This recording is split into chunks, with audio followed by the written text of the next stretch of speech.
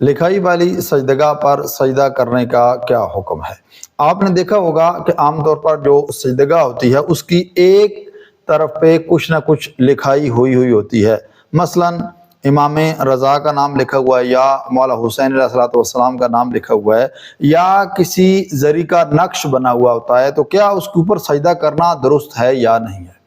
اس کی دو صورتیں ہیں۔ ایک تو یہ ہے کہ اگر لکھائی اتنی ابری ہوئی ہے، وہ جو نقش ہے وہ اتنا ابرا ہوا ہے کہ آپ کی پیشانی اس سجدگاہ کے اوپر صحیح طریقے سے ٹک نہیں رہی، لگ نہیں رہی، تو اس صورت میں آپ کا سجدہ درست نہیں ہوگا اور اس طرح سے آپ کی نماز بھی درست نہیں ہوگی۔ لیکن اگر وہ لکھائی، وہ نقش زیادہ ابرا ہوا نہیں ہے تو اس صورت میں آپ اس کے اوپر بھی سجدہ کر سکتے ہیں، کوئی مسئلہ نہیں ہے۔ لیکن بہر صورت بہتر یہ ہے کہ آپ جو سجدگاہ ہے اس کو الٹا رکھیں، زمین کے اوپر رکھ کے آپ اس کے اوپر سجدہ کریں، تو جو پلین جگہ ہوگی، جو سجدگاہ جس کے اوپر نقش نہیں ہے، جب اس کے اوپر آپ پیشانی رکھ کے سجدہ کریں گے تو آپ کا سجدہ ہر صورت میں درست ہوگا۔